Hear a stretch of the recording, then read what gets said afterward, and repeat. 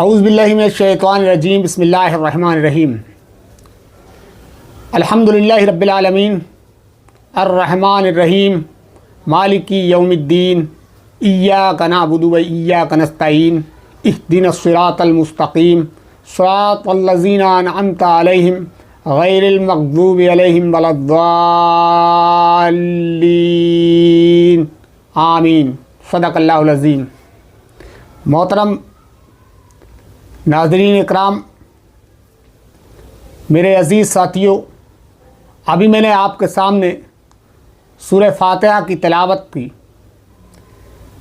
اس کا ترجمہ یہ ہے کہ تمام تعریفیں اللہ رب العالمین ہی کے لیے ہیں، الرحمن الرحیم جو بے انتہا رحم فرمانے والا ہے، مالک یوم الدین جو قیامت کے دن کا مالک ہے، ایاک نعبد و ایاک نستعین، یا اللہ ہم تیری ہی عبادت کرتے ہیں اور تجھی سے مدد مانگتے ہیں، اہدنا الصراط المستقیم ہم کو سیدھے راستے پر چلا، صراط الذین انعمت علیہم ان لوگوں کے راستے پر جن پر تیرا انعام ہوا، غیر المغضوب علیہم ولا الضالین ان لوگوں کے راستے پر نہ چلا جن پر تیرا غضب نازل ہوا۔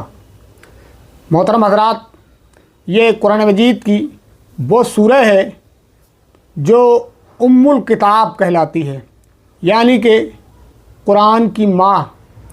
یہ واحد صورت ایسی ہے پورے قرآن مجید میں جو محمد صلی اللہ علیہ وسلم پر بیک وقت پوری کی پوری مکمل نازل ہوئی تھی، یعنی کہ ایک بار میں یہ کتاب، یہ سورہ نازل ہوئی تھی۔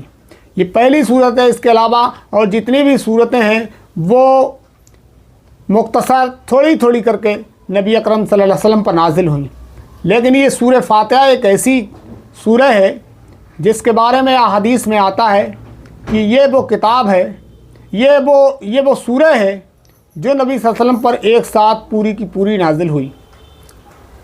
اس سورہ کو شفا بھی کہا جاتا ہے کیونکہ یہ سورہ اللہ تعالیٰ کی تعریف بھی بیان کرتی ہے، اس کی کبریائی بیان کرتی ہے، اس کی بڑائی بیان کرتی ہے، اور اس میں بندہ اپنے رب سے اپنے لیے دعائیں بھی کرتا ہے۔ یہ دعا بھی ہے، یہ شفا بھی ہے، اور یہ افتتاح بھی ہے۔ فاتحہ کسی چیز کی افتتاح کرنے کو، شروعات کرنے کو کہتے ہیں، تو قرآن مجید کی شروعات اس سورہ سے ہوتی ہے، اسی لیے اسے سورہ فاتحہ کہا جاتا ہے، اور اس کے بہت سے نام ہیں۔ اس کا موقع نہیں ہے کہ ان پر ایک گفتگو کی جائے، اس کے لیے ہمارے بعض واعظین حضرات کی ویڈیوز یوٹیوب پر پڑی ہوئی ہیں۔ اگر آپ خواہش مند ہیں تو ان لوگوں کی ویڈیو جا کر سرچ کریں اور دیکھیں، جس میں بہت سی آپ کو جانکاری مل جائے گی۔ لیکن میں یہاں پر مختصراً آپ کو بتا دیتا ہوں کہ یہ سورہ فاتحہ ہے، اس سے قرآن مجید کا آغاز ہوتا ہے، اور یہ سورہ ام الکتاب بھی ہے، یعنی کہ قرآن کی ماں بھی اس کو کہا گیا ہے، اور یہ سورہ شفا بھی ہے۔ اس کو اس لیے کہا گیا ہے کہ میں آپ کو اس کے تعلق سے ایک حدیث سنا دیتا ہوں۔ نبی اکرم صلی اللہ علیہ وسلم کے صحابہ کا قافلہ ایک جگہ سے گزر رہا تھا کہ وہاں پر ایک بیابان علاقہ تھا، اور آپ صلی اللہ علیہ وسلم کے صحابہ بھوکے بھی تھے، تو وہاں آپ نے کھانا مانگا تو لوگوں نے آپ کو کھانا نہیں دیا۔ یہ اس حدیث کا مفہوم ہے۔ تو پتہ چلا کہ وہاں کسی کے سانپ نے کاٹ لیا تھا، تو یہ جو صحابہ تھے درویش جیسے لوگوں کو لگ رہے تھے، اور ان کا جو حلیہ تھا لوگوں کو لگا کوئی اللہ والے ہیں۔ تو ان میں سے کوئی شخص آیا اور ان میں سے کہا کہ تم میں سے کوئی جھاڑ پھونک جانتا ہے کہ ہمارے ایک شخص کو سانپ نے کاٹ لیا ہے؟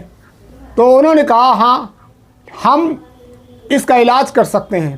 ایک صحابی تھے، انہوں نے اس بات کو کہا ان سے کہ میں اس کا علاج کر سکتا ہوں، لیکن میری شرط یہ ہے کہ اس کے بدلے میں آپ کو ہمیں کھانا دینا پڑے گا۔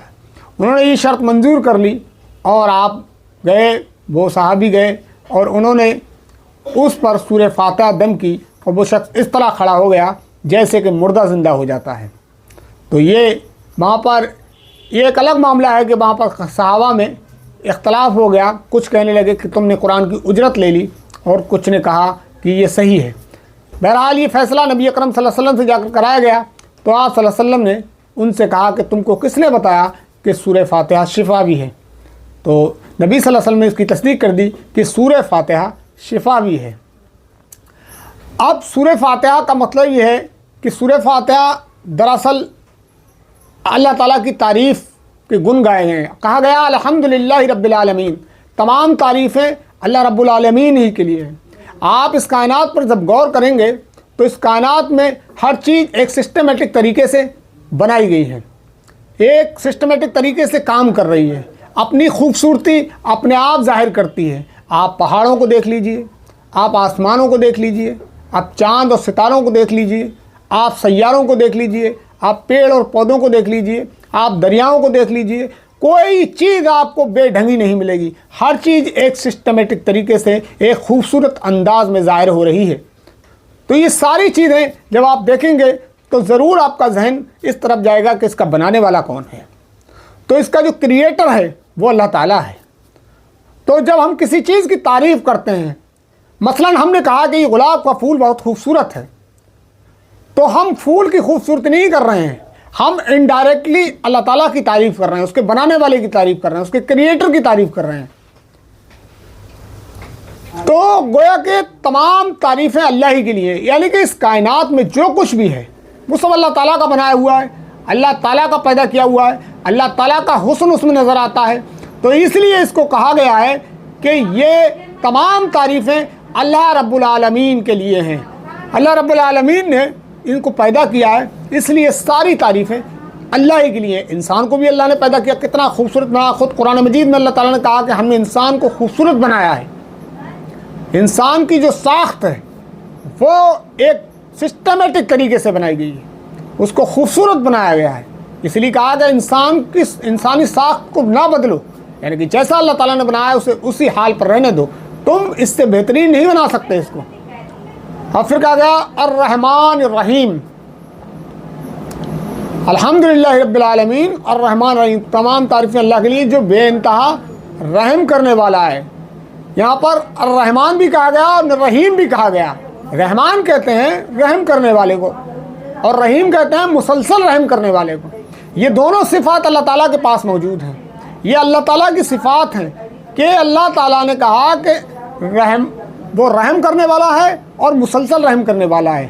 جب بندے سے کوئی گناہ سرزد ہو جاتا ہے، ان سے کوئی غلطیاں ہو جاتی ہیں، کوئی گناہ ہو جاتے ہیں، تو وہ کہتا ہے کہ اللہ مجھے معاف کر دے، اللہ معاف کر دیتا ہے اسے۔ لیکن کچھ ٹائم کے بعد اس سے وہ گناہ پھر ہو جاتا ہے، تو اللہ تعالیٰ اس کو وہ پھر توبہ کرتا ہے اور پھر معاف کرتا ہے۔ یہ اللہ تعالیٰ کی کوالٹی ہے، اس کی صفت ہے کہ وہ بندے کو اس کی بار بار گناہ کرنے کے بعد جب وہ بار بار توبہ کرتا ہے تو اللہ تعالیٰ کو اس کو بار بار معاف کر کر خوشی ہوتی ہے۔ اور ایک حدیث میں تو ہے کہ اللہ کے نبی صلی اللہ علیہ وسلم نے فرمایا کہ جس شخص نے گناہ نہیں کیا، اگر کوئی قوم ایسی ہو جو گناہ نہ کرتی ہو تو اللہ تعالیٰ اس کو ختم کر دے گا، اور ایک ایسی قوم لے کر آئے گا جو اللہ تعالیٰ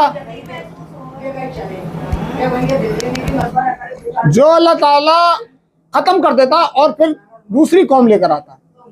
مطلب یہ ہے کہ اللہ تعالیٰ کو وہ لوگ بہت پسند ہیں جو گناہ کر کے توبہ کرتے ہیں، اور اللہ انہیں کو معاف کر کے بہت خوش ہوتا ہے۔ تو پتہ چلا کہ اللہ تعالیٰ رحمان بھی ہے اور رحیم بھی ہے، وہ رحم بھی کرتا ہے اور مسلسل رحم کرتا ہے۔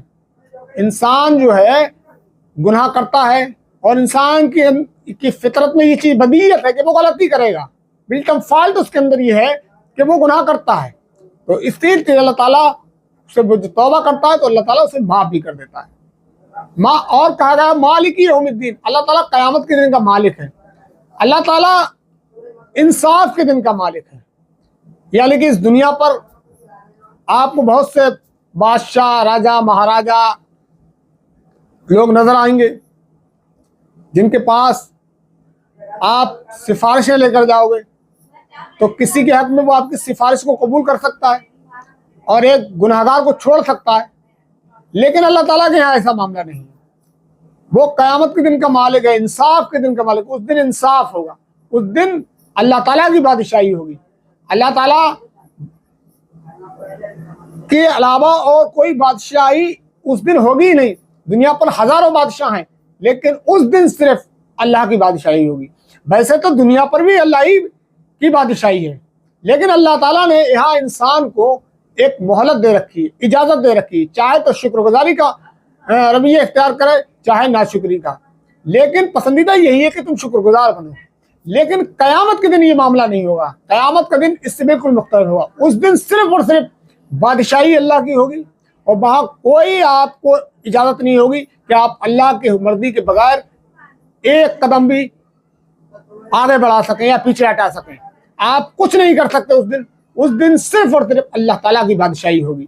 تو وہ انصاف کے دن کا مالک ہے، مالک یوم الدین کہا گیا۔ پھر کہا گیا ایاک نعبد و ایاک نستعین، کہ اللہ ہم تیری ہی عبادت کرتے ہیں اور تجھی سے مدد مانگتے ہیں۔ اب یہاں سے دعا کا سلسلہ چالو ہوتا ہے، یعنی کہ اب تک تو ہم نے اللہ تعالیٰ کی تعریف بیان کی، اس کی کوالٹی بیان کی کہ وہ تمام تعریفوں کا مالک وہی ہے، تمام تعریفوں کا مستحق وہی ہے، وہ رحم کرنے والا ہے، مسلسل رحم کرنے والا ہے، اور وہ انصاف کے دن کا مالک بھی ہے۔ تو یہاں پر یہ کہا گیا کہ اللہ تعالیٰ ہم تیری ہی عبادت کرتے ہیں، یعنی کہ تیری ہی عبادت کرتے ہیں، تیری ہی بندگی کرتے ہیں، تیری ہی غلامی کرتے ہیں، اور تجھی سے مدد مانگتے ہیں، تجھی سے دعائیں کرتے ہیں۔ اور یہ قاعدہ بھی ہے کہ جس کی عبادت کی جائے اسی سے مانگا جائے، اور اللہ تعالیٰ عبادت کا زیادہ مستحق ہے، اور وہ اس بات کا بھی مستحق ہے کہ اسی سے مانگا جائے، کیونکہ یہاں پر شرک کی جڑ کاٹ دی گئی ہے کہ جو ہے ہم جب عبادت اللہ تعالیٰ کی کرتے ہیں، بندگی اللہ تعالیٰ کی کرتے ہیں، تو یہ ہمیں کوئی حق نہیں پہنچتا کہ ہم غیر اللہ سے مدد مانگیں۔ مدد صرف اور صرف اللہ سے مانگنی چاہیے۔ اور پھر کہا گیا وہ کون سی مدد مانگ رہا ہے بندہ، اللہ تعالیٰ سے کیا ہدایت مانگ رہا ہے، کیا مانگ رہا ہے؟ وہ کہا گیا ایاک نعبد و ایاک نستعین اہدنا الصراط المستقیم، بندہ کہہ رہا ہے کہ اللہ ہم کو سیدھے راستے پر چلا۔ قرآن مجید کی صفت ہے کہ اللہ تعالیٰ کہتا ہے کہ بندہ کہتا ہے کہ اللہ مجھے سیدھے راستے پر چلا، تو پھر اللہ تعالیٰ اس کے نتیجے میں اس کے سامنے پورا قرآن پیش کر دیتا ہے کہ یہ وہ سیدھا راستہ ہے جو تم اس سے مانگ رہا ہے، اس پر عمل کر، یہی تجھے سیدھے راستے کی طرف لے جائے گا، یہی تجھے جنت کی طرف لے جائے گا۔ اہدنا الصراط المستقیم، اے اللہ ہمیں سیدھے راستے پر چلا۔ صراط الذین انعمت علیہم، ان لوگوں کے راستے پر جن پر تیرا انعام ہوا، یعنی کہ جن سے تو راضی ہوا، جن سے تو خوش ہوا، جو تیرے نیک اور برگزیدہ بندے تھے، جن کو تو نے اپنے لیے منتخب کیا، اپنے دین کے لیے منتخب کیا، جن سے تو خوش ہوا، ان لوگوں کے راستے پر چلا۔ اور فرمایا غیر المغضوب علیہم ولا الضالین، ان لوگوں کے راستے پر نہ چلا جن پر تیرا غضب نازل ہوا، جن پر تو غصہ ہوا، جن پر تیرا عذاب آیا، جن پر تیری فٹکار آئی، جن پر تیری لعنت آئی، ایسے لوگوں کے راستے پہ ہمیں مت چلا، ہم کو ان لوگوں کے راستے پر چلا جن پر تیرا انعام ہوا، جن سے تو راضی ہوا، جن سے تو خوش ہوا، ہم ان لوگوں کے راستے پر۔ اور کہا آمین، یا اللہ ایسا ہی ہو۔ صدق اللہ العظیم۔ اللہ تعالیٰ سے دعا ہے کہ اللہ تعالیٰ ہمیں ان تمامی باتوں پر غور و فکر کرنے کی توفیق عطا فرمائے، اور ہم کو قرآن مجید کے مطابق زندگی گزارنے کی توفیق عطا فرمائے۔ وما علینا الا البلاغ، وآخر دعوانا ان الحمد للہ رب العالمین۔